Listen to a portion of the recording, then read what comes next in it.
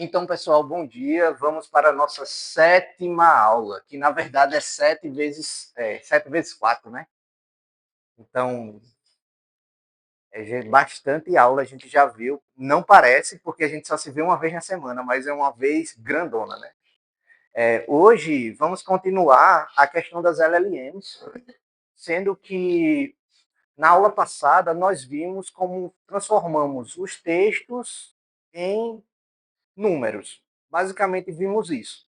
E esse processo a gente chama de embeddings, né? Primeiro a gente faz a tokenização, que é, eu tenho uma frase, né, bem legal, eu tenho uma frase, eu gosto de estudar, né? A gente pega essa frase aqui, para cada um desses valores aqui, a gente atribui um ID, um identificador, né?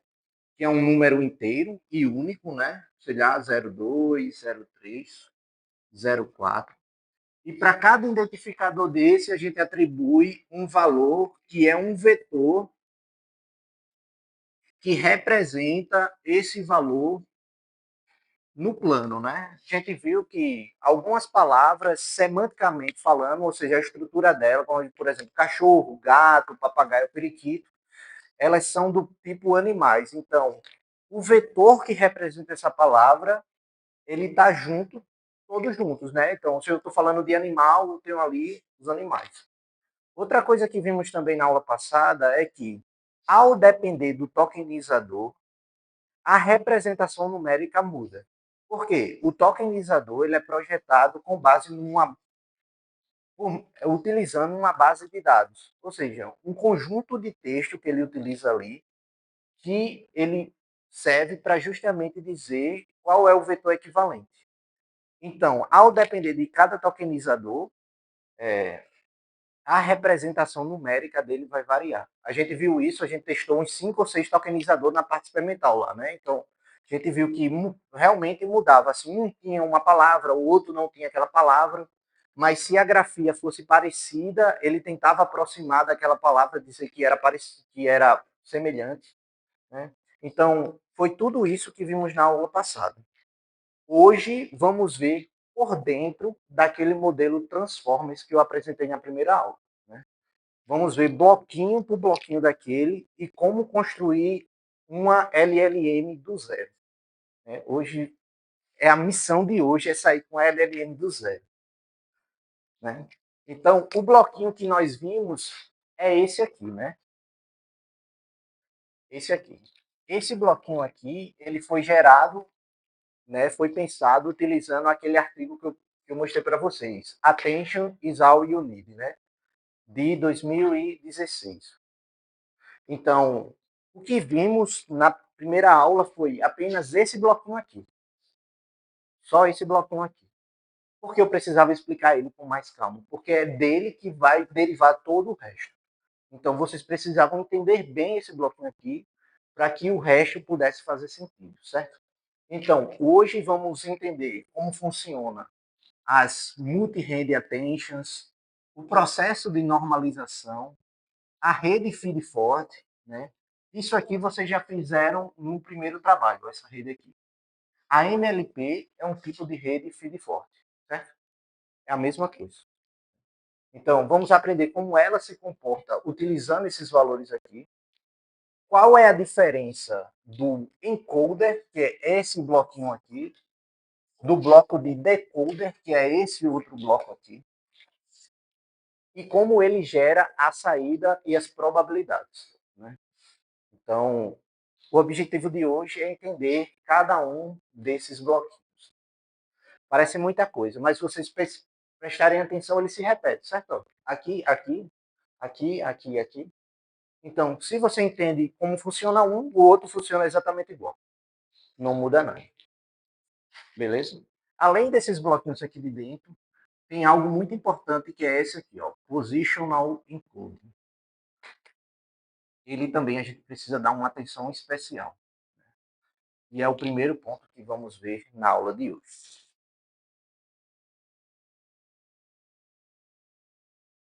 Né? O primeiro passo que nós vimos é como transformar as palavras em números. Isso a gente chama de input embed, ou entrada, né, embebida, né? Mas fica uma tradução meio estranha, né?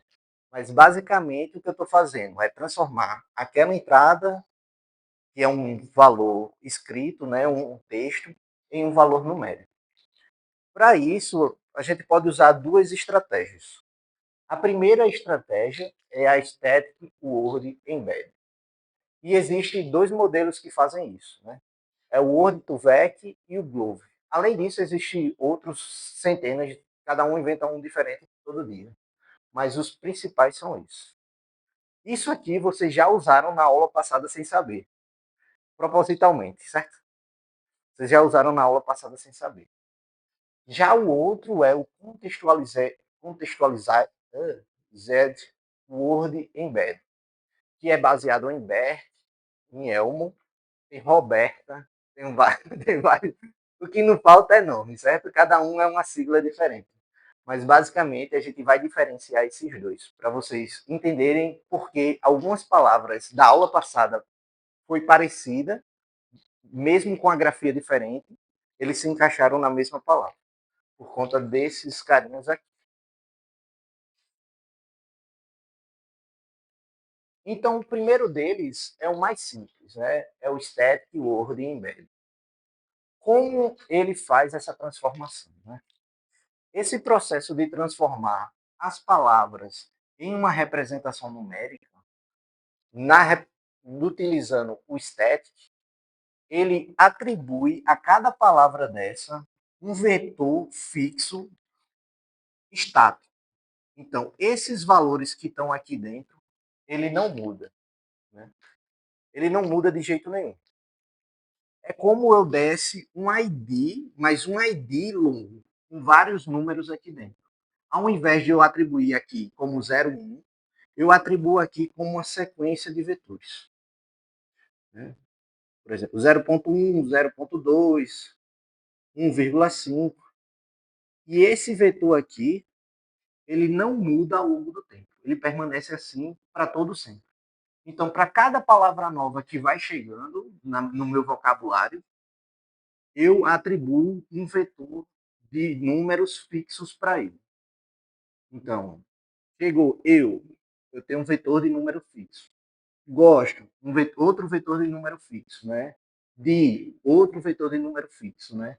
Estudar, outro vetor de número fixo. Se tivesse um ponto aqui, teria outro vetor, né? Não serve só para palavras, mas para símbolos também. Ao invés de ponto fosse uma interrogação, eu gosto de estudar, também seria outro vetor de número fixo, né? E qual o grande problema disso? Né? O grande problema disso. Polissemia. Parece o nome de uma doença. Tá com o quê? Com polissemia. O que é polissemia? É basicamente que, como eu atribuo um valor fixo para ele não tem noção do contexto com que aquele valor está sendo atribuído. Um exemplo, sentei no banco da praça. Né? Banco de praça é diferente de fui ao banco sacar dinheiro. Concorda comigo? São bancos diferentes. Um banco você senta, um banco é o local onde você vai. Quando se usa vetores estáticos para representar palavras, ele não tem noção do sentido da palavra, como ela se relaciona com as outras palavras. Né? Por exemplo, né? Eu sou um gato. Um gato. Autoestima lá em cima, né? Ou o gato dormiu. Né? Qual a diferença desse gato aqui para esse gato aqui, né? Nesse caso aqui, o gato está sendo utilizado como um adjetivo, né? De bonito. Né? Nesse caso aqui, o gato está sendo um substantivo, é um animal. Quando se usa vetores estáticos para representar as palavras, ele não consegue distinguir o contexto com que ela está inserida. Então, gato sempre vai ser animal, independente do contexto que ela esteja. Né? Banco sempre vai ser um objeto, né? Que você pode sentar ou você pode ir, mas ele não sabe qual a diferença de sentar ou ir ao banco. Né? E isso aqui é um problemão. Né? Porque você, ao utilizar em diferentes contextos, a frase perde totalmente o sentido dela. Certo? E para resolver esse problema, surgiu os modelos de embed contextualizados. Né? Como ele utiliza isso? Né? Esse vetor aqui já não é mais um vetor estático. Ele é um vetor dinâmico que muda com relação à quantidade da base de dados que você tem. Ou seja, ao depender dos exemplos que você mostre do uso da palavra, por exemplo, eu mostrei vários exemplos que é o gato dormiu, mas também mostrei exemplos de frases que o gato está sendo usado como adjetivo. Ou eu posso dizer, né, esse menino é bravo igual um gato. Também já é outro contexto. Então, quanto mais contextos você mostra nesse sentido, desse tipo de embed, mais ele consegue distinguir o que é cada palavra dentro daquele contexto. Né? Por exemplo, né, pessoa esperta. Por exemplo, o gato. Então, vai ser esperto, rápido, fera, bom serviço. Isso tudo vai depender da quantidade de amostras que você vai apresentar a ele, quantidade de textos que você vai apresentar a ele. Né? E isso aqui resolve o problema da polissemia. Né? Por quê? Aqui ele inclui não só a palavra em si, mas à medida com que a palavra é apresentada dentro do contexto, esses vetores que a representam vai sendo alterados. Então, ao depender do sentido, esse vetor é alterado. Ao depender do sentido que é apresentado, esse vetor é alterado. E é isso que acontece dentro das minhas LLMs. Eu já não tenho mais vetores estáticos como os modelos primordiais, que é o Word2Vec, que é esse aqui. Foi o primeiro modelo de linguagem. Né? Agora eu tenho modelos que utilizam, além do, além do sentido literal da palavra, qual é o seu sentido dentro de uma frase, em qual contexto aquela palavra está inserida. Né? Se é um substantivo, se é um adjetivo. Né? Por exemplo, aqui a diferença, né? Onde eu tenho um vetor, onde eu tenho a média dos sentidos, né?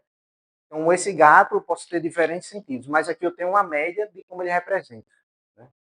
Então, dependendo da base de dados que você utilize, a média tende ao mais usado. Se há mais exemplos utilizando o gato como adjetivo, qualquer coisa que você utilizar como gato, ele vai entender que é um adjetivo. Né? Se você tem mais exemplos utilizando o gato como substantivo, né, ele vai tender a dar respostas utilizando o gato como substantivo. Né? Já quando eu utilizo o embedding contextualizado, ele sabe a diferença por meio do contexto que ela está inserida. Então, não importa mais a palavra em si, mas a palavra e o contexto, certo? Então, tudo está inserido na forma de um vetor só. Obviamente que tem uma matemática brutal por trás disso, para calcular cada um desses pesos, né?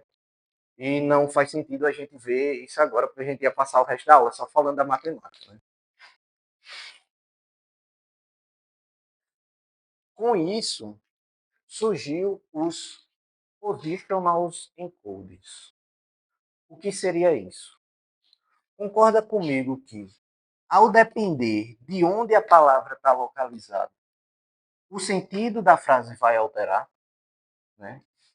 Por exemplo, aqui tem um gato dormiu. Né? Isso aqui dificilmente, quando eu mudar, vai alterar. Mas existem frases que a posição onde cada uma das palavras está inserida pode alterar. Eu não consigo pensar num exemplo bom agora. Mas, enfim. Né? Por exemplo, eu coloquei aqui, pô, o horse eat apples, né? Ou seja, cavalo come maçãs, né? Então, o certo seria cavalo comer maçã. Eu nunca vi uma maçã comer um cavalo, né? Por mais que sejam coisas distintas, né? Mas o modo com que as palavras estão inseridas dentro de uma frase, ela importa, né?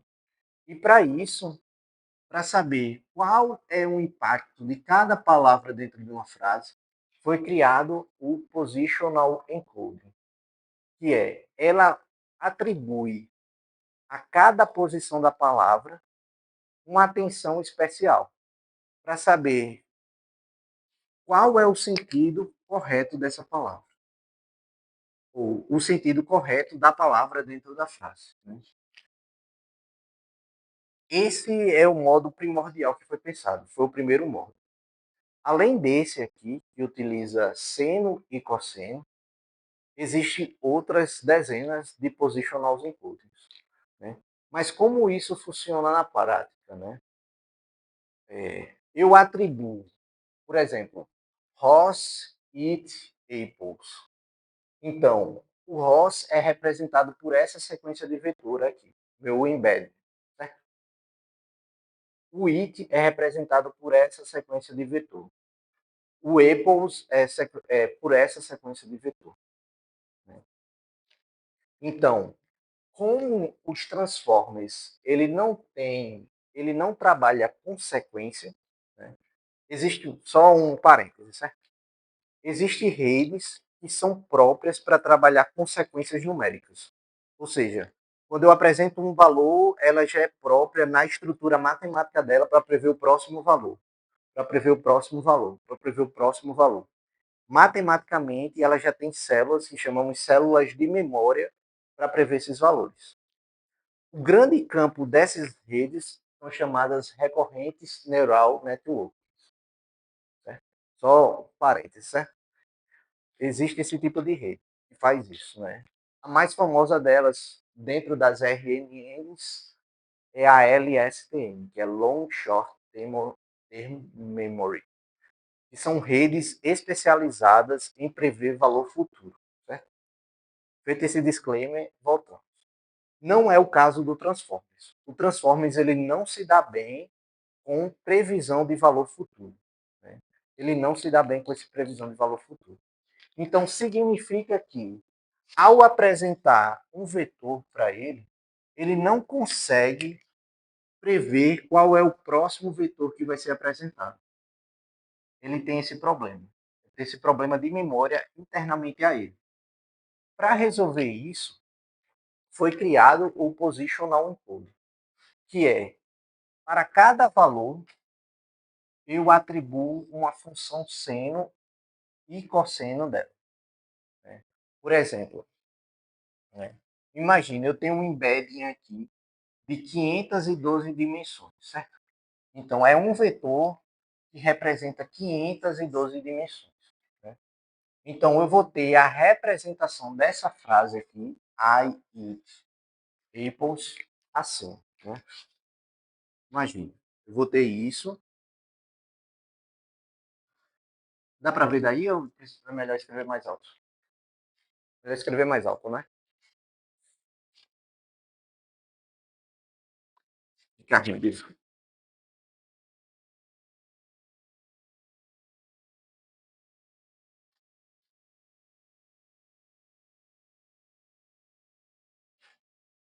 Ó, eu vou ter assim. Vou ter esse valor. Esse. Isso. Esse valor aqui, esse vetor aqui é do cos, certo? It Apple.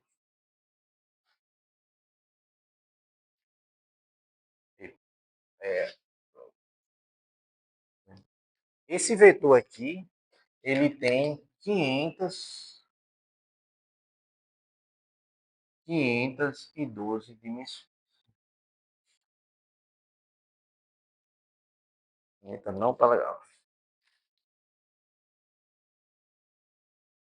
Tem 512 dimensões. Esses valores aqui, eles são apresentados de maneira paralela à minha, ao meu Transformers, né? Então, após ele passar por isso aqui, ó, após eu transformar isso aqui em um vetor, né, de embeddings, que já foi visto na aula passada, ele é passado de maneira direta para dentro do meu Transformers. Mas antes de passar de maneira direta, ele precisa saber como essas palavras se relacionam entre si.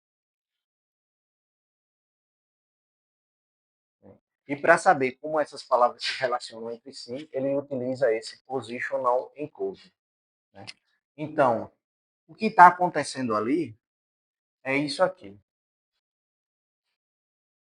Eu tenho uma frase, né? Isso aqui, cada linha dessa, é uma posição dessa aqui, certo? Essa aqui é outra posição. E aqui eu começo a calcular como essas aqui se relacionam em si, né? Por exemplo, aqui vai ser ímpar, par, ímpar, certo? Então eu vou ter 512 dimensões, onde cada uma delas vai ser passada assim. E como é calculado isso, né? Eu calculo isso aqui da seguinte forma, né? Eu vou pegar o valor, né? E dividir por 2, dividir por 1000, 2 elevado a i dividido pela dimensão. O que isso significa?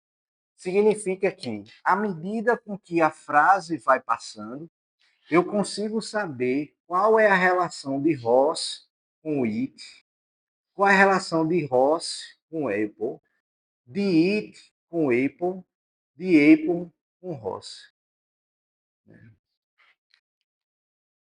Fica mais claro quando a gente vê esse gráfico aqui, certo? Fica mais claro quando a gente vê esse gráfico. O que isso quer dizer? Significa que se eu começar a falar um monte de coisa aqui para vocês, vocês concordam comigo que vai ter palavras-chave que você vai prestar atenção. E se eu continuar falando, quando chegar no final, vai ter a primeira palavra, você já vai ter esquecido? É isso que está acontecendo aqui. Ó.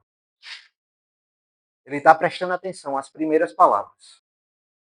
Né? À medida com que eu vou aumentando a dimensão do meu embed, significa que as próximas palavras da frase já não vai ter tanta importância do que as primeiras palavras. É como nós mesmos, a nossa memória funciona. Se eu começo a falar para vocês, você vai pegar as últimas palavras que eu falei, porém a do começo vocês já não vão lembrar mais. Então a significância dentro de uma frase, né, acaba sendo nula. Porque, ó, você vai transformar valores para próximo de 1. Então, sempre os últimos valores vão ser os mais significativos do que os primeiros valores dentro de uma frase. Por quê? É como a nossa memória mesmo vai propagando a informação. E ele teve essa sacada utilizando funções senos e cossenos, né, para poder fazer isso aqui. Então, significa que na primeira dimensão aqui, ó, que seria isso aqui, eu vou ter uma alta correlação desses valores aqui. Ou vou ter uma correlação bem variada desses valores, perdão. Né? Tá vendo que tá bem coloridinho aqui, ó? Né? Cada um desses aqui é isso aqui, né? À medida com que vai passando o vetor, ele tende a se homogeneizar. Tá vendo que tudo aqui já está ficando azul? Então, aqui, nessa região aqui, é que contém, de fato, o cerne da relação entre a primeira palavra, a segunda palavra, a terceira palavra. Então, à medida com que vai passando, essa informação vai sendo consolidada, né? Então, quanto mais, quanto uma maior variação, eu tenho baixa frequência. Então, aqui nessa região aqui, eu consigo capturar padrões globais e relações de longa distância na frequência, que é esse aqui.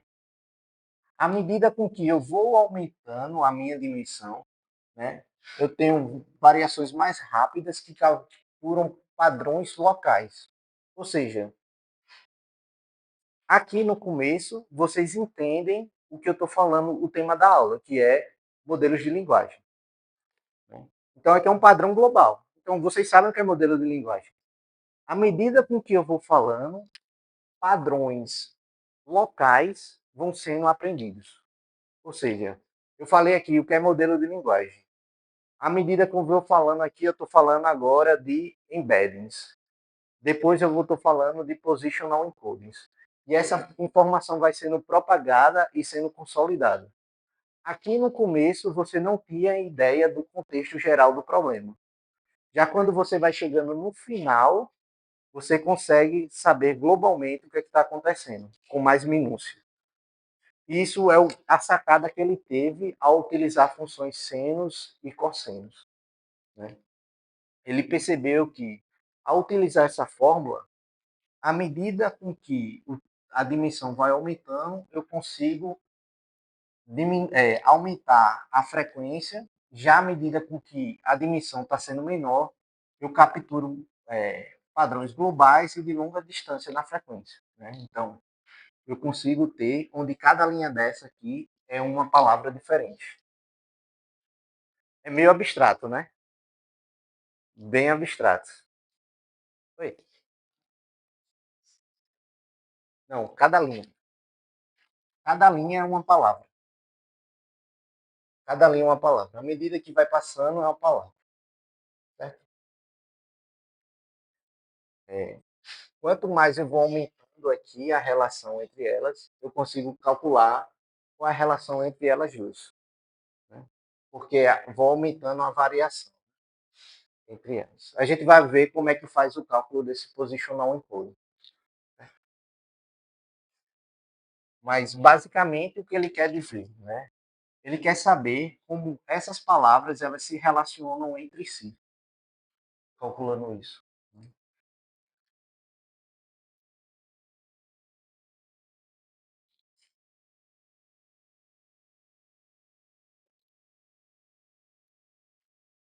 A segunda parte da rede é chamada cabeças de atenção. É aqui que fica bonito a coisa. Então, vimos que o positional encode ele vai verificar como as palavras se relacionam entre si, utilizando uma função sen, que representa de fato o nosso modo de pensar. Num primeiro momento, você tem uma ideia global do assunto. À medida com que passa, você vai tendo uma ideia mais específica, né? Utilizando uma função sen. Já as cabeças de atenção, que são essas self-attention, ela está relacionada justamente para saber qual é a palavra mais importante dentro daquele contexto. Né? Por isso que o nome é Attention is all you need. Então, se você entende qual é a palavra mais importante, você consegue, por meio daquela palavra, distinguir qual é o contexto geral do problema. E como funciona isso? Né? Para fazer isso, é definido três matrizes diferentes. É chamada matriz Q de carry, K de key e V de value, certo? Então é carry, key e value. Aqui é a consulta. Como assim? Quando a gente estava vendo um exemplo lá, né, do banco, eu fui ao banco.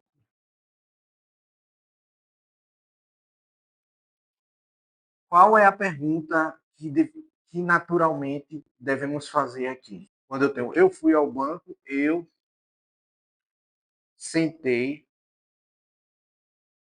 no banco.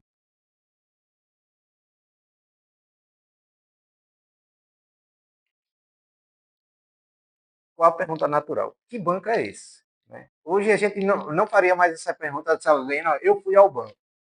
E eu sentei no banco porque nós sabemos que ir ao banco é um local, banco que faz essa operação. E eu sentei no banco é o local de se sentar no banco. Isso é natural para a gente. Mas para uma máquina que não sabe o que é banco, qual a primeira pergunta que ela faz? O que é um banco? O que é eu? O que é fui? O que é sentar? Né? Por isso que é chamada de carry. Ela realmente, matricialmente, numericamente, faz essa pergunta. O que é cada coisa? Certo? É meio abstrato, mas viajem comigo, certo? O que ele pergunta ao número o que é aquela coisa, certo? Ela vai pegar essa dimensão aqui, né, que representa aquele valor, e vai perguntar o que é isso, certo? O que é isso? Mais para frente vai ficar claro porque ela faz essa pergunta. Né? Como as outras redes que a gente já viu, o que acontece quando vocês estavam fazendo? Vocês estavam treinando para fazer o quê? Reduzir o erro. Né? Qual era o objetivo lá? Ajustar os parâmetros do trabalho até chegar a uma maior taxa de acerto e o menor erro possível. Do mesmo jeito nos transformers. Esse Q aqui, ele vai ser ajustado durante o treinamento. Então, a cada época, ele vai perguntar o que é banco. Aí vai ter uma resposta numérica que vai dizer banco é lugar de sentar. Aí ele vai lá no meu dataset e a maior parte das questões é banco lugar de ir. Ele vai e ajusta o Kelvin, a matriz Kelvin, para que a representação do que é o banco corresponda que é um local de sentar e não um local de ir. Certo? Beleza. Eu sei que vocês estão entendendo direito, mas daqui a pouco vai ficar claro. Tá? Graças a Deus. Mas quando vocês começarem a ver o exemplo numérico, vocês vão perceber essas coisas, certo? Mas esses parâmetros Q, K e V são parâmetros treináveis no meu modelo. Eu ajusto eles para que a frase tenha sentido quando eu for construir. Né? Por isso que LLMs é muito abstrato. Você está transformando algo que é comum, raciocínio humano, para algo que é numérico, raciocínio de máquina. Então, nosso modo de pensar já é um modo estruturado e de sequencialmente. Né? Se eu perguntar, tu vai, qual a primeira pergunta que tu vai falar? Para onde? Por quê? Porque a gente está pensando o que é que vai acontecer depois. A máquina não pensa assim. Entendeu? A máquina não pensa assim. Então a gente faz que numericamente a máquina faça pensamentos dessa forma. Né? Enfim. Né? Já o que é o valor-chave? Né? Qual dessas palavras aqui seria mais importante dentro da minha frase? E o value seria o matriz pura, essa matriz aqui.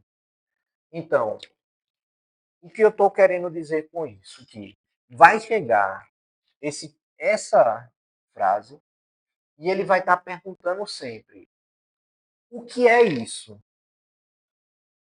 E você vai ter uma resposta. É um banco de sentar. Qual é a palavra-chave disso? Banco.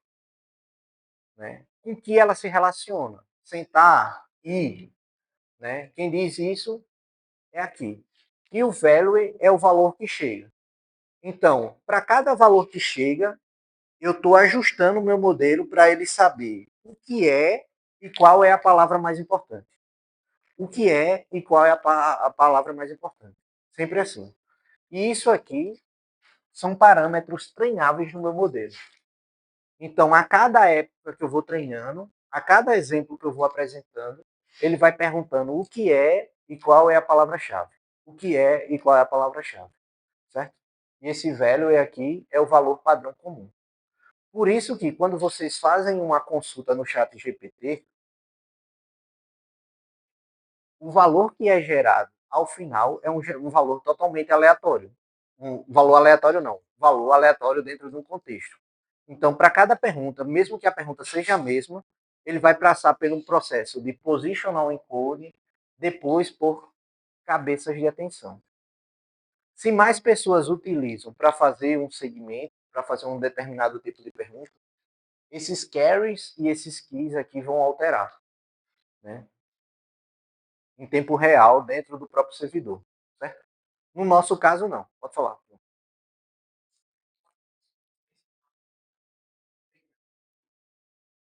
A IA vai treinar a IA? Exato, ela se torna autorrecursiva. Né? Mas e aí? Qual o parâmetro da IA que vai ser treinada a primeira IA? E depois, qual o valor da IA que vai treinar a segunda IA?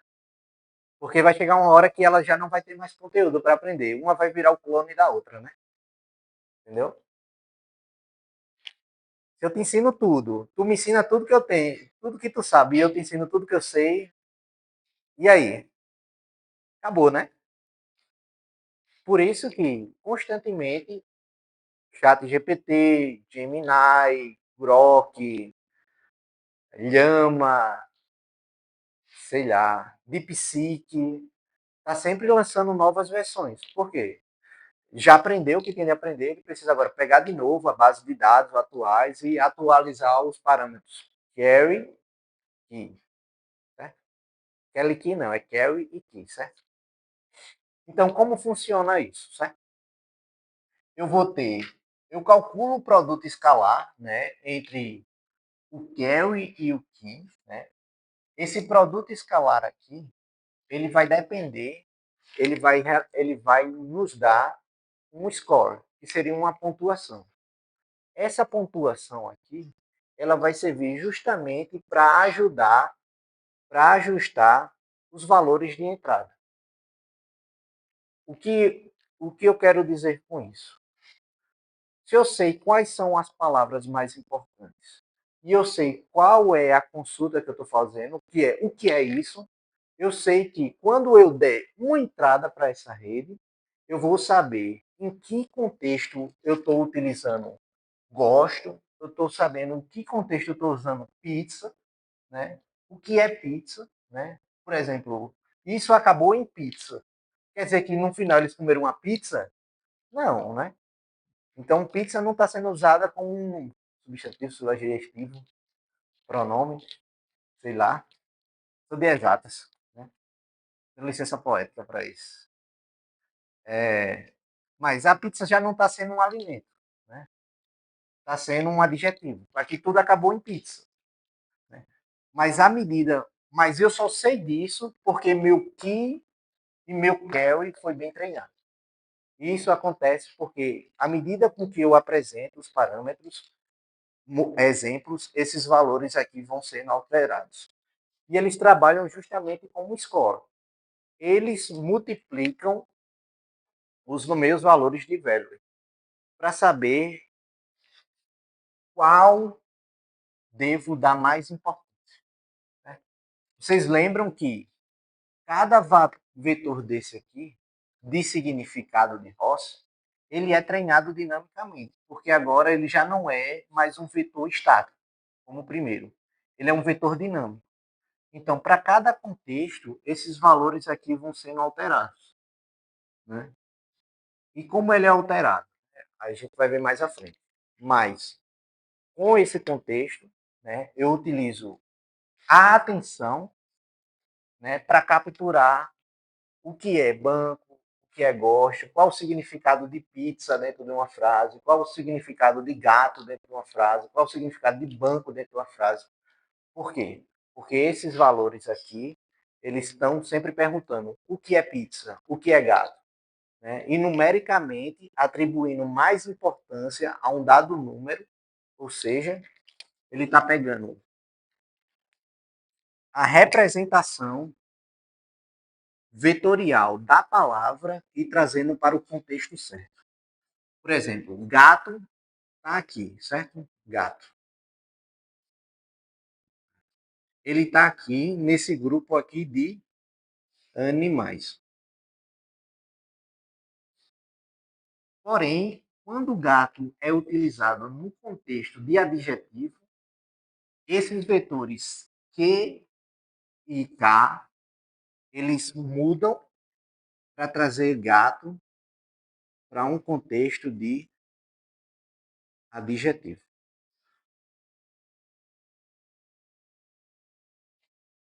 Por isso que é score.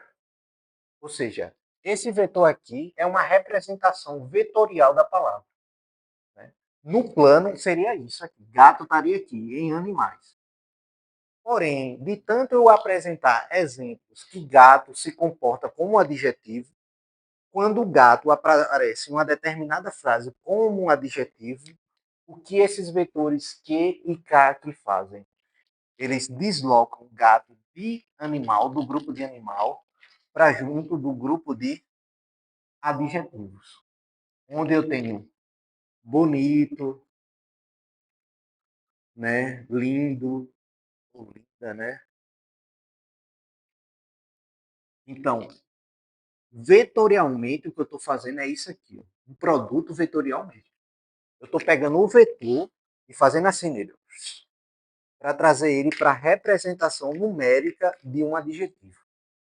Pode falar, João. Exatamente. E quem diz esse contexto? E e K. Vocês entenderam agora? Como é complexo? Sem vocês verem álgebra linear, qual o problema? A bomba que me deram. Quando vocês chegarem lá em álgebra linear, vocês vão lembrar de mim. Vai. Produto vetorial. Quando vocês começarem a aprender produto vetorial e o professor começar a mostrar esse deslocamento aqui no plano, vocês vão ver, o professor falou isso lá em tópicos avançados. Produto vetorial. É isso que está acontecendo aqui. Eu estou fazendo um produto vetorial de um parâmetro, de um score, que é treinado para dizer qual é o contexto daquela palavra. Pensem nisso, certo? E não se assustem com a matemática, porque a matemática é muito complexa. Né? Aqui eu não estou falando produto vetorial de duas dimensões, x, y. Aqui eu estou falando produto vetorial de 512 dimensões. 512 dimensões. A gente só vê até 3. Né? A gente está falando agora de produto vetorial de alta dimensionalidade. Então, 512. Exatamente. Eu acho que o GPT-4 é 1.200 e 500 dimensões. Se eu não me engano, certo? Deve ser um valor por aí, é mais de 10 mil, com certeza. Um vetor fazendo um produto vetorial de 10 mil dimensões. Então, eu queria que vocês entendessem aqui, disso aqui, do self-attention, é que ele é o artifício matemático que eu consigo dizer em que contexto está inserida a minha frase. Onde cada palavra, qual é o seu significado dentro de uma frase. E daí vocês já começam a perceber qual é a limitação disso. Vocês concordam comigo que banco, gato, eles podem estar inseridos em diferentes contextos? Né? Ele pode estar inserido num contexto semântico, num contexto ortográfico, né? Sei lá, num contexto de tradução. Então, existem diferentes contextos que o gato, o banco, o sentar podem estar inseridos. Então, significa que ter apenas um bloco de atenção não é suficiente para isso, porque ele só é capaz de capturar um contexto diferente. Então, ele só é capaz de trazer gato de animal para adjetivo. Né? Ele só consegue mudar esse contexto. Porém, o gato pode ter outros contextos, né? Da biologia, do direito do animal. Então, existem infinitos contextos que uma palavra ela pode estar inserida. Para fazer essa generalização, a gente utiliza o multi-head self-attention, que nada mais é do que pegar esse bloco anterior, aqui, self-attention, e fazer diferentes cópias dele, onde cada cópia dele é treinada para um contexto diferente. Então, eu vou ter o meu produto, meu nó aqui, ele vai entrar em diferentes cabeças de atenções, onde cada cabeça vai se tornar especializada em um determinado contexto, né? Eu vou passar por esses meus pesos das matrizes, WQ, WK e WV. O que são esses pesos? São os parâmetros que são treináveis a partir dos exemplos. Igual vocês treinaram lá. Vocês botaram 64, 32, né? Pronto, a mesma coisa. Né? Ao invés de ser 64, 32, aqui tem que ser sempre a dimensão do embed vezes 64. A dimensão do embed vezes 32. A dimensão do embed vezes 12. Enfim, porque eu preciso levar em consideração que a entrada é sempre o tamanho do embedding que eu estou usando. E daí eu vou ter o valor de carry, key e value. Cada um desses vai ter a probabilidade do contexto que ela está inserindo. Para saber se o que eu estou falando aqui é direito de animal, então se está inserida no direito de animal, existe um contexto com que o gato é utilizado. Eu estou falando de gato como uma gíria ou adjetivo, então existe uma cabeça de atenção que é especializada em dica e em gíria e adjetivos, né? Eu estou falando aqui, sei lá, em biologia, né? Na classe felinos, né? Então vai ter uma cabeça de atenção que vai ser especializada nisso. Obviamente aqui eu estou falando de uma palavra, mas eu estou falando dentro de um texto como ela consegue compreender as relações das palavras e assim dizer o contexto que ela está inserida. Vocês conseguem visualizar assim, mais ou menos, na cabeça de vocês isso? É bem complexo e eu sei que é bem abstrato. Pode falar.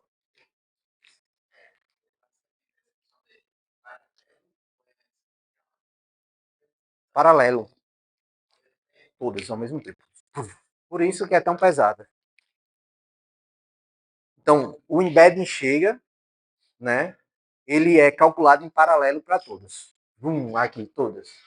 Aqui eu vou ter uma saída, né? Para cada um deles. Quando eu multiplicar aqui, eu vou saber como a frase. Desculpa, como a frase não. Em que contexto a frase mais se encaixa? Se ela mais se encaixa em direito de animal, se ela mais se encaixa em adjetivo, se ela mais se encaixa em biologia, né? E a partir daí eu consigo guiar o próximo bloco. Lembra? Aqui a gente não está falando de um bloco separado. A gente primeiro transformou o número num vetor numérico.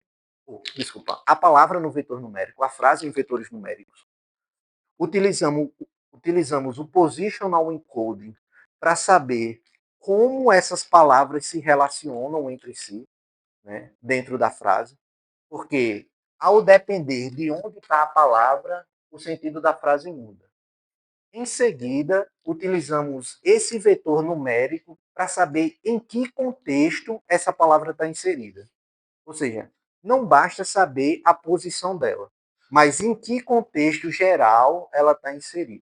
E quem faz isso é self-attention. É o self-attention que diz o contexto das frases está inserida. Como ele diz isso? Por meio do treinamento do Q, K e V. Eu altero meus parâmetros do mesmo jeito que a gente fez antes, né? Vocês fizeram antes, onde vocês apresentavam uma entrada, tinha uma resposta da rede e tinha a resposta que estava no dataset. Vocês calculavam o erro e atualizavam seus parâmetros. Não era assim que vocês fizeram? Pronto, do mesmo jeito. Ao invés de eu calcular aqueles parâmetros, eu ajusto o meu Q, K e V. Exatamente. Tem vários. Essa é a básica. Basicona.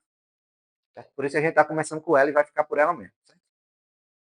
Se vocês quiserem, só próximo tópicos V. Tranquilo?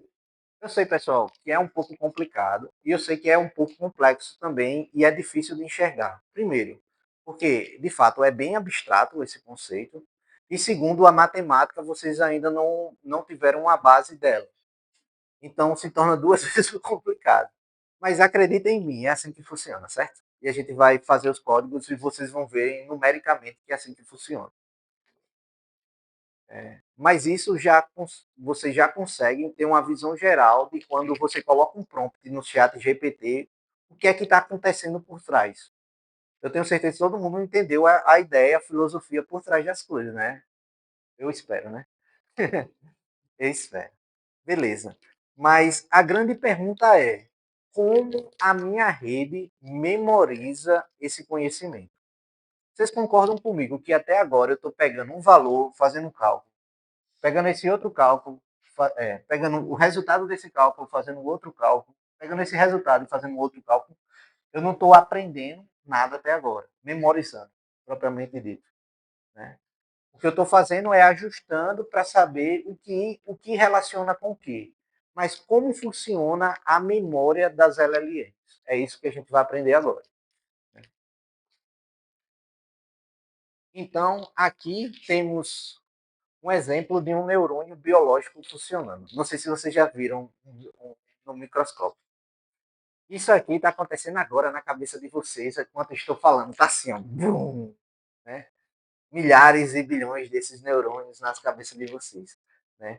Então aqui é ele tentando fazer uma sinapse, né? Que é se ligar a outros neurônios. Né? E isso que está brilhosinho aqui é energia que ele está liberando, ATP. Então pensar gasta energia, né? Você se emagrece, mas gasta energia. Então, por que eu estou trazendo isso? Né? Para falar das Feed Forward Networks, que é esse primeiro bloco, esse outro bloco aqui. Tá? Então, eu recebi os valores, eu recebi palavras, transformei em números. Calculei a relação entre esses números com relação à posição desses números.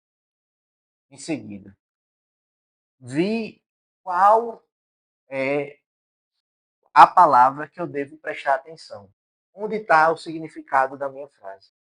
Por meio da multi-hand attention. E vimos que essa multi-hand attention ela pode abranger diferentes contextos.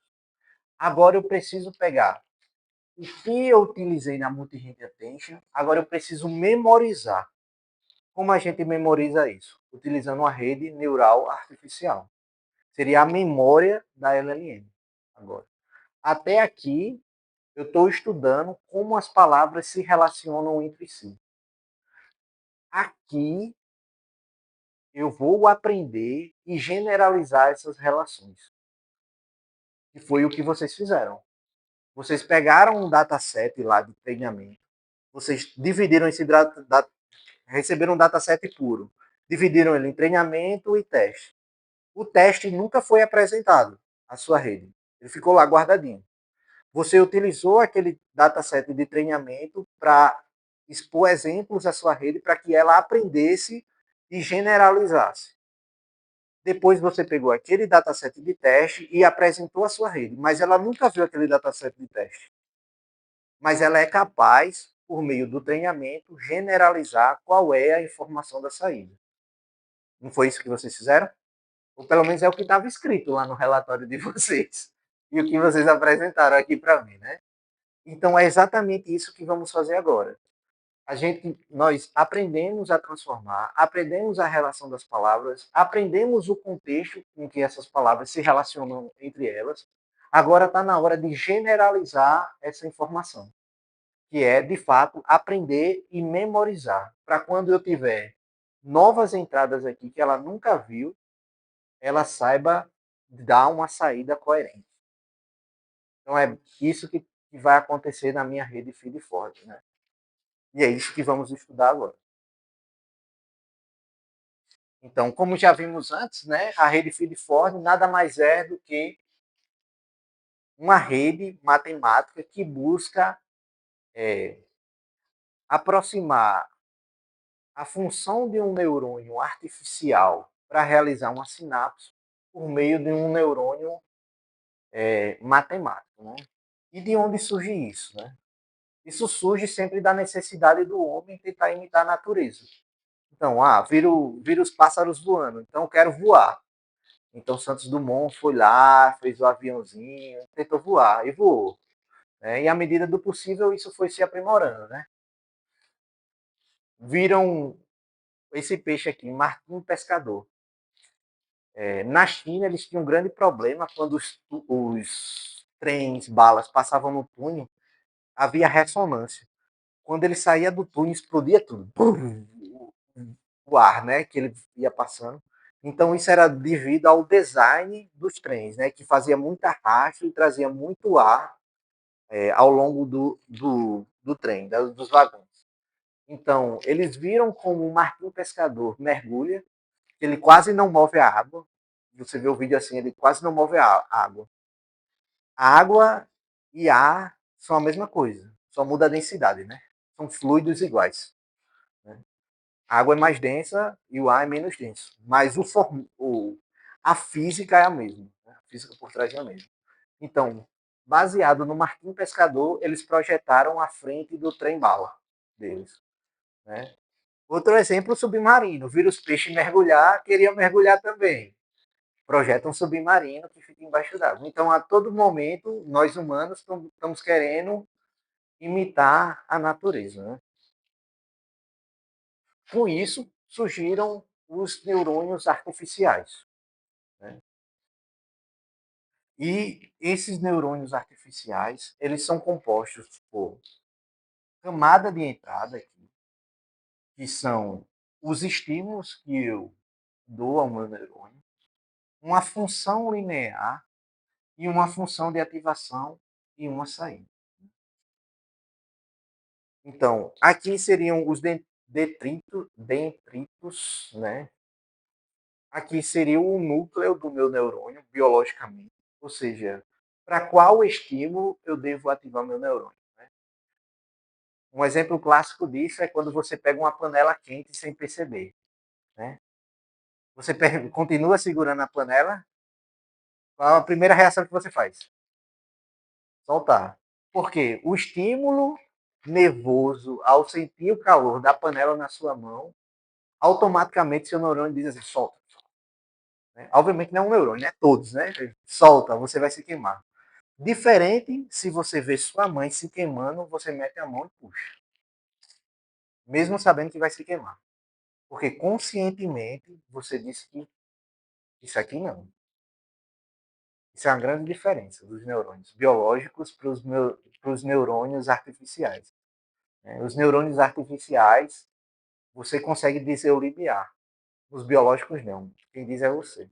Mesmo numa situação de risco, você é capaz de, que numa situação normal seria não meter a mão, você meteria a mão. Né? Você mesmo saber que vai se afogar, você pula para salvar alguém, né, que você gosta. Enfim, filosófico agora, né? Mas isso é a grande diferença. Mas os meus neurônios artificiais, ele é composto por essas quatro faces, né? Eu tenho os estímulos, que seriam as entradas numéricas dele.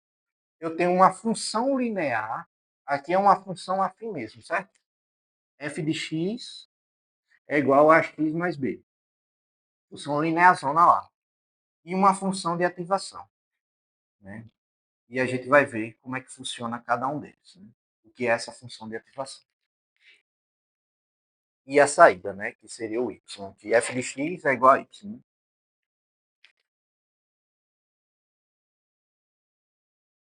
Porém, um neurônio só não faz verão, né? Eu preciso de diferentes neurônios para fazer isso. Outro problema aqui que a gente vê é que nem todos os problemas eles são modelados de maneira linear. Concorda comigo? Eu posso ter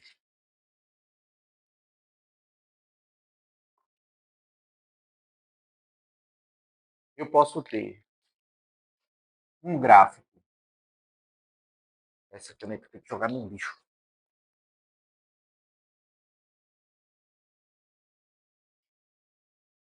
Eu posso ter um gráfico assim, e facilmente eu conseguiria modelar com a função afim linear, né? Porém, eu posso ter um gráfico agora assim.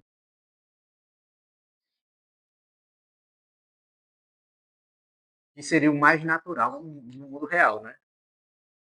Concorda comigo? Se eu passar aqui uma reta aqui, eu vou ter esse erro aqui, esse erro aqui, esse erro aqui. Então significa que aproximar esse gráfico aqui de uma reta, de uma função f de x, a x mais b, é muito complexo. Então, eu não conseguiria. Para isso, surgiram a combinação de diferentes funções lineares.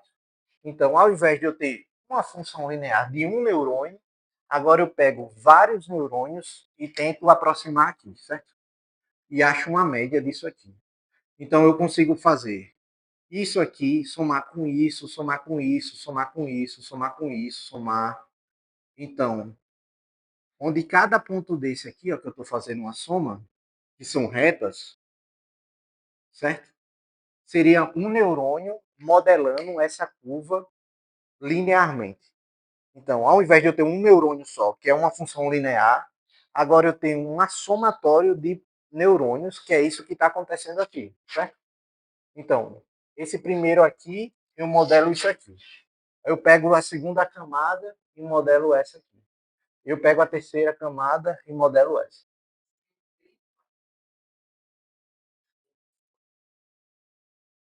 Não derivadas, seriam funções mesmo.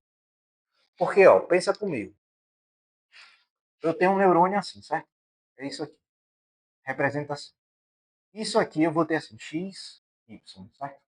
Eu vou ter que y é ax mais b. Isso aqui é uma reta.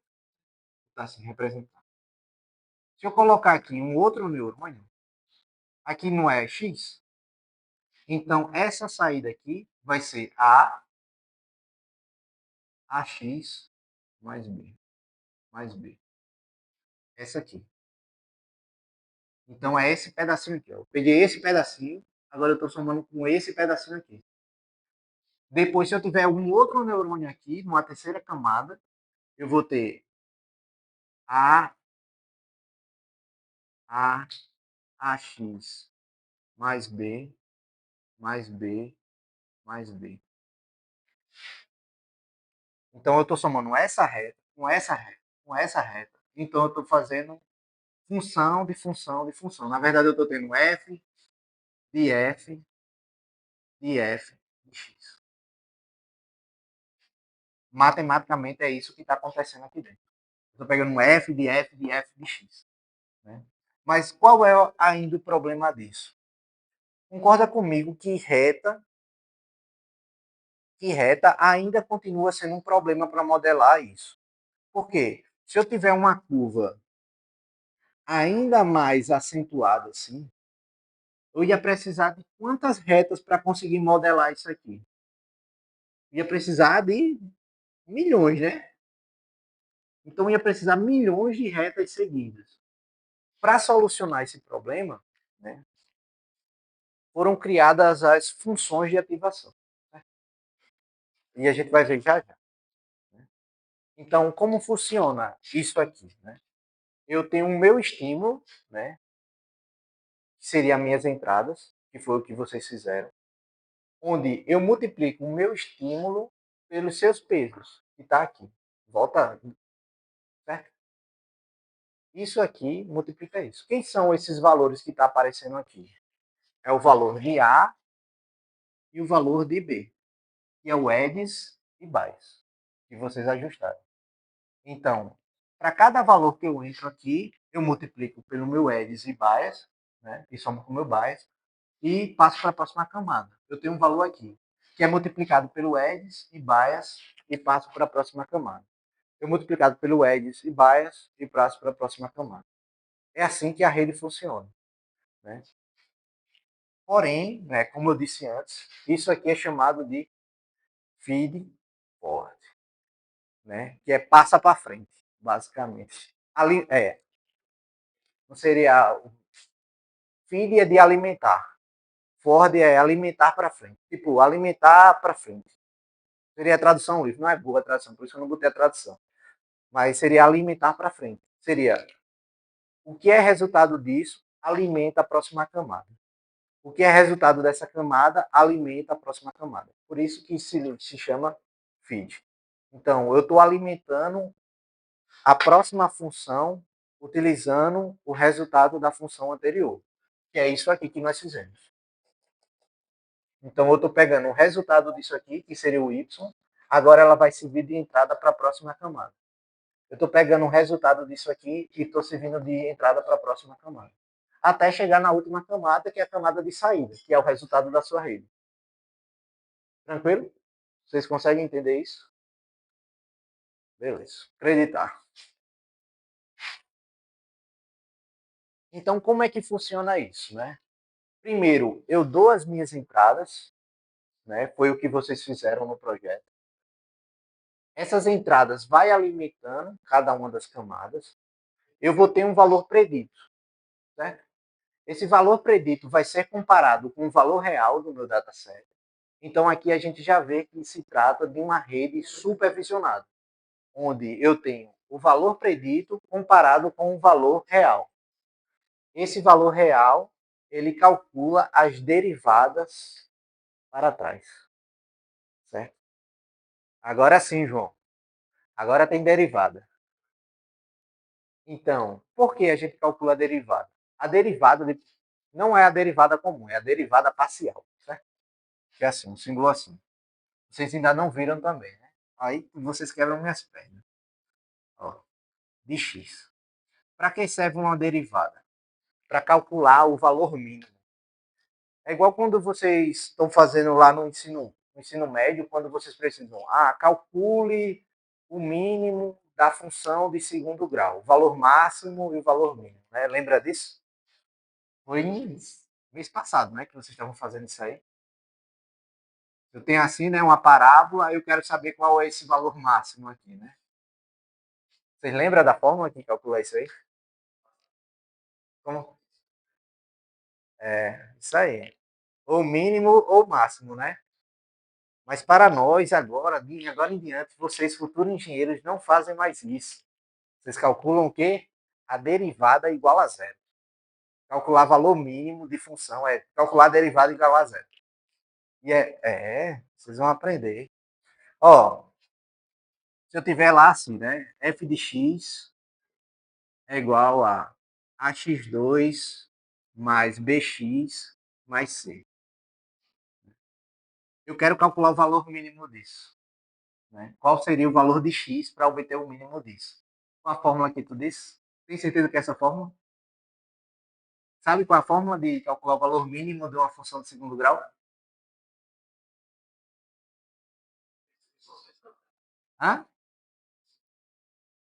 X tem que ser igual a menos b sobre 2a? Eu não lembro não. Tá? Como é que calcula isso? Como o engenheiro calcula? É a derivada de f de x em relação a x igual a zero. Dx. A derivada disso aqui vai ser ax mais b igual a zero. Então, x tem que ser igual a menos b sobre a. Ou, desculpa, aqui é 2a. 2.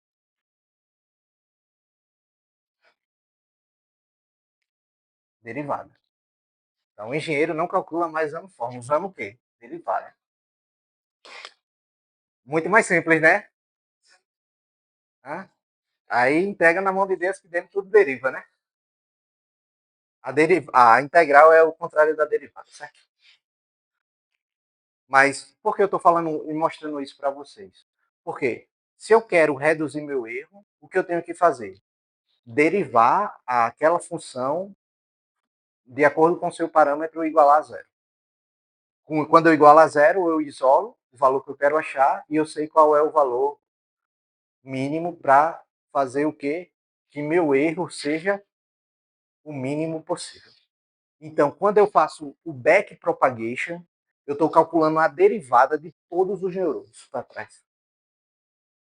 Se tiver uma camada com 60, outra camada com 60, eu estou calculando a derivada de 120 neurônios. Entendeu? Estou calculando a derivada de 120 neurônios e igualando a zero e resolvendo essa equação. Não é só calcular a derivada, não. Rapidão. Estão entendendo? Esse processo aqui nós chamamos de gradiente. Gradiente. Gradiente. Esse processo que nós falamos. Então, outro nome que pode ter também é calcular o jacobiano. Porque aqui eu não estou fazendo mais derivada assim. Eu estou fazendo uma derivada de uma matriz, né? Não é uma derivada qualquer, é uma derivada parcial. Então, para cada camada, eu faço uma derivada parcial daquele parâmetro em relação à função. Por exemplo, se eu estou utilizando essa primeira, seria um f de x w1x mais b1. Que seria o primeiro Wedges, que é esse aqui, mais o baia deles.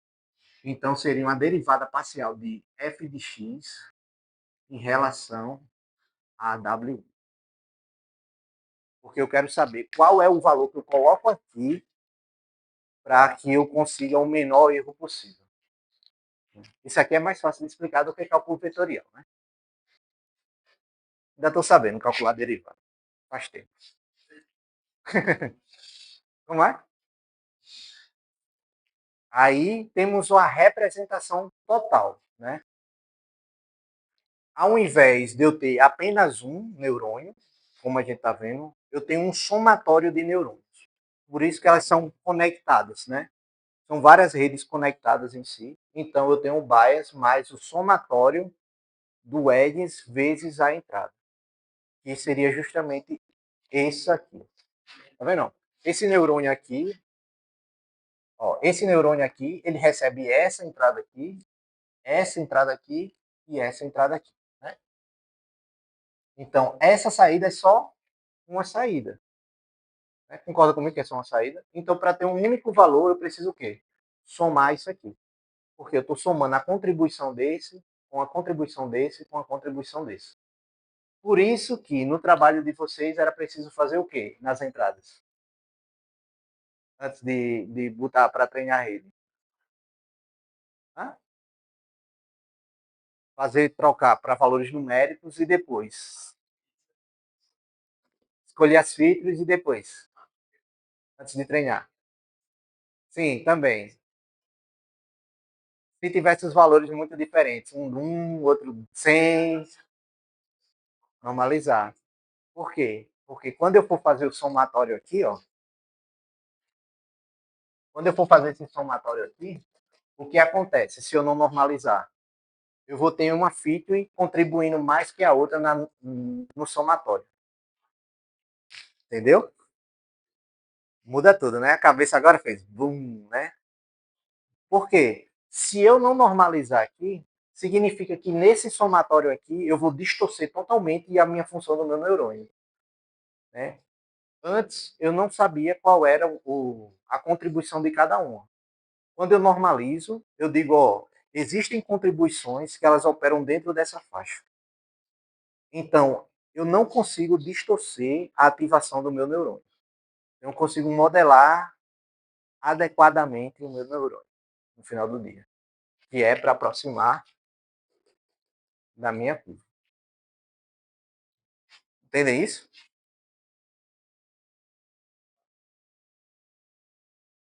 Boa pergunta. A derivada normal e a derivada comum e a parcial. A parcial, você escolhe com que você vai derivar.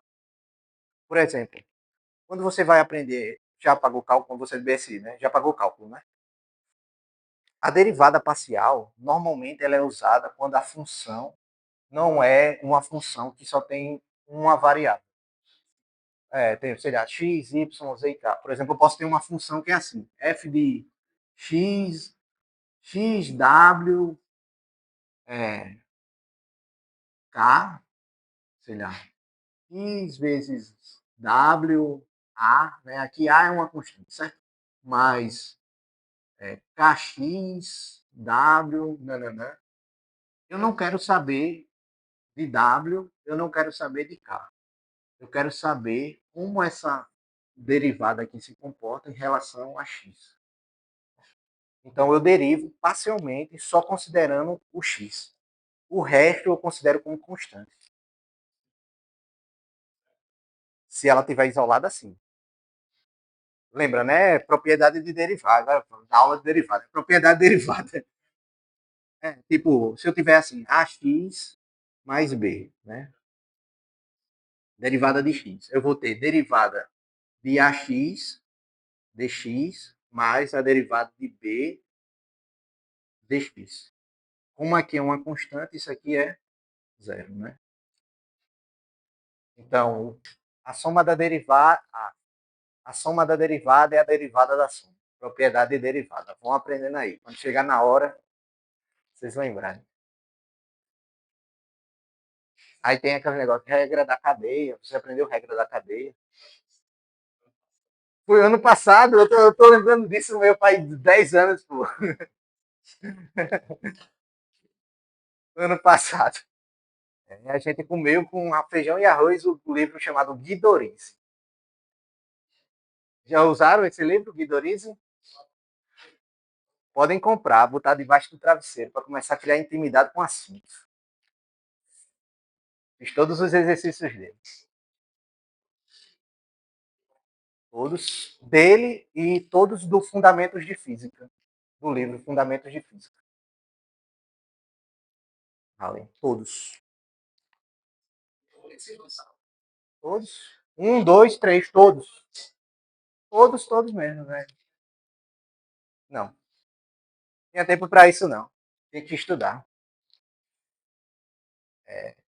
Enfim, com isso, vocês entenderam até agora, certo? Beleza? Então, eu vou ter o meu erro.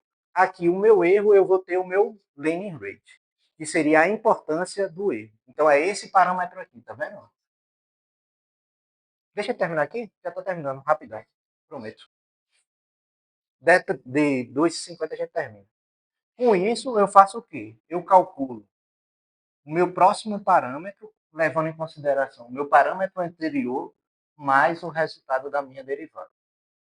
Que seria justamente o ajuste que eu preciso fazer. Que pode ser aumentar o valor do meu parâmetro ou diminuir o valor do meu parâmetro. E é com isso que eu faço com que meu erro se aproxime de zero. Né? Como eu falei antes, né?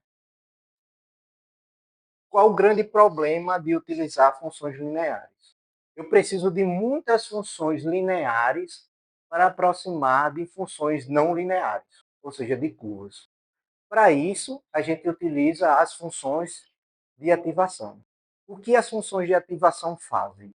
Elas simplesmente modificam a minha função linear. Por isso que eu digo, usa ReLU, usa sigmoid. O que eu estou fazendo? Eu estou pegando, transformando algo que é linear em algo que é curvo.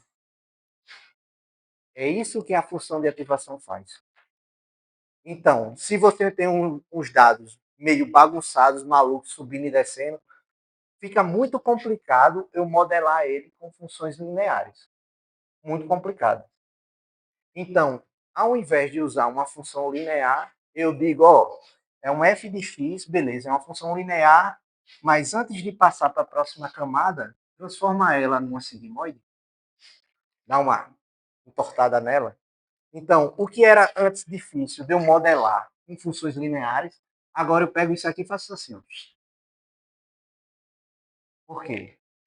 Eu estou modificando as minhas funções, que antes era linear, para representar uma função que não é linear. E quem faz isso? Função de ativação. É a função de ativação que torce a nossa função linear para que ela possa caber na curva que eu quero prever. Beleza? Já está acabando já. Acho que só falta 2 ou 3 vídeos. Então, para calcular esses valores de erros, eu tenho as nossas loss functions, né? Eu disse para vocês, tem diferentes loss functions. Tem loss functions para regressão e tem loss functions para classificação, né? Na de regressão, eu posso utilizar isso, que nada mais, nada menos é do que subtrair um valor do outro, né, o valor real do valor predito, e calcular um parâmetro. Certo? Né? Eu tenho o MSE, o MAP, o RMSE, né? Eu tenho um Uber, tenho um log cosseno. Essa lista aqui é infinita. Tem muita função de ativação. Né? Obviamente, cada função de ativação dessa é escolhida para um determinado tipo de problema específico. Então, não existe uma bala de prata de função de ativação. Não é simplesmente, coloca MSE, vai funcionar. Você pode começar a testar, uso MSE, beleza, não foi tão bom. Agora eu uso um MAP, uso um log cosseno. Aí você vê, pô, a dinâmica dos dados é propícia para isso. Como a gente sabe que a dinâmica dos dados é propícia para isso? Fazendo aquela investigação que a gente fez. Pegar os gráficos e fazer o bar plot delas. Ou seja, saber se a distribuição é gaussiana, é mais achatada, é mais aberta, né? Então, dependendo do tipo da função, né? E obviamente isso aqui vai muito da experiência de quem está projetando, né? Quanto mais você projeta, mais você começa a perceber algumas coisas que você não deve testar e que você deve testar. Né? Por isso que no Inducing Bias você tem que utilizar várias funções diferentes, justamente para você ver como é que se comporta. Né? Não existe uma bala de prata que resolve tudo. Além disso, eu tenho funções. Oi? Tá falando? Tá. Tem uma função de classificação, né? Vocês usaram essa aqui, binário, cross entropia, né? Algumas pessoas. Quando era utilizado duas classes, 0 1, né? Eu tenho essa cross entropia, onde eu tenho diferentes classes, né? Eu tenho a Hilbert divergente, né? A Hilbert Lois. No meu mestrado eu usei essa aqui, cross entropia. Eu trabalhei com a parte de controle adaptativo, que é um tipo de controle que ele aprende sozinho. Certo? Ele, à medida com que você vai apresentando as amostras, ele vai aprendendo a. Eu falo de controle, é dirigir, sabe? Dirigir não, é. Imagine dirigir, você precisa estar ajustando o tempo todo, né? Imagine que você não sabe dirigir, você precisa aprender a dirigir. Então você bate e aí volta, né? Bate, sai da pista e volta, pronto. O controle que eu projetei fazia isso, né? Ele aprendia a dirigir uma bomba de água. Tá? Além disso, eu também tenho meus otimizadores, que é como essa derivada aqui é calculada, certo? Não basta só calcular a derivada. Eu preciso saber como calcular essa derivada. Então, existe o mais básico, que é o SGD, né? Que é o Stochastic Gradiente Descendente. Né? O SGD com momento, né? O A da grade, né? O RMS prop, né? O ADAM que vocês usaram, né? O ADAM W. Então, cada um desses aqui é uma forma de calcular minha derivada. Cada um calcula de uma forma diferente, mas todos são derivados. Mas o modo com que é calculado e o modo com que é atualizado os parâmetros, para cada um desse aqui vai alterar, vai mudar. Enfim, e com isso vem os problemas, né, do learning rate. Né? Se eu tenho um learning rate muito pequenininho, alguns experimentaram isso, né? Demora para convergir, vai convergindo e não, parece que não chega nunca. Justamente por isso aqui, né? Porque a contribuição do erro acaba sendo muito pequenininha. Então ele vai convergindo, parece que não vai convergindo e converge em algum momento. Né? Se eu tenho um bem ajustado, ele converge rápido e vai descendo. Já se eu tenho muito largo, ele não converge nunca. Né? Ele fica subindo, descendo, pulando. Né? Justamente porque o erro é o que faz a alteração da minha função aqui na derivada. Né? Se eu tenho um erro muito grande, significa que esse valor aqui que vai ser ajustado nos meus parâmetros vai ser muito grande. Então, basicamente, o que ele faz? Ele distorce totalmente a minha função que deveria ser a prevista. Isso aqui eu estou passando mais rápido porque vocês já viram, né? Então, como é que funciona a feed forward na LLM? Né? Ela vai pegar justamente, depois de eu colocar no meu position encode, meu multi-hand annotation, agora eu vou memorizar como essas saídas se relacionam, como cada palavra se relaciona. Né? Então, I made, né? Dish. Né? Então, como cada palavra ela vai estar memorizada. Então, ela vai de fato memorizar as relações entre as palavras. Antes eu estava calculando como as palavras se relacionam. Agora eu estou memorizando e generalizando como cada palavra se relaciona. Vocês conseguem perceber isso? Né? Então, eu tenho a primeira parte. Né? Hoje construímos isso aqui. Né? Tudo isso aqui. Então, eu entro com minha palavra, eu passo pelo meu embedding transformando, eu passo o meu positional encode, né? Passo pelo processo de normalização, eu sei como as palavras se relacionam entre elas, eu memorizo essas palavras e normalizo. Por que eu preciso normalizar? Porque sempre de uma camada para outra, eu preciso manter homogênea a contribuição de cada uma delas. Justamente para não acontecer aquele mesmo problema que a gente viu nas redes neurais, de ter algo que se sobressai ao outro. Esse não é o nosso intuito. É que todas têm a mesma contribuição e que a contribuição seja de fato genuína dentro do espaço com que é esperado, né? Dentro da faixa de valor esperada. E com isso eu consigo saber a relação entre a entrada e agora a saída. Né? Do mesmo modo, agora eu vou pegar essa contribuição gerada no encoder e vou jogar no meu decoder. O mesmo processo que a gente fez antes para a entrada, ó, esse aqui é a entrada, certo? Input. Agora eu vou pegar a saída e vou fazer o mesmo processo. Porém, ó, preste atenção.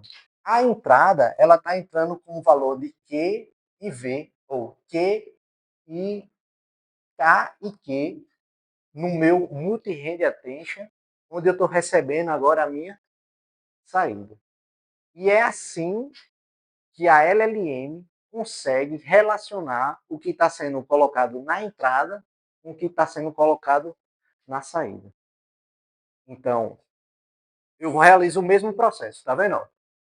Output, multi-hand attention, depois eu tenho uma outra camada de atenção. Essa outra camada de atenção aqui é para saber como esses valores aqui se relacionam com a saída. Né? Feed forward para memorizar como é essa relação.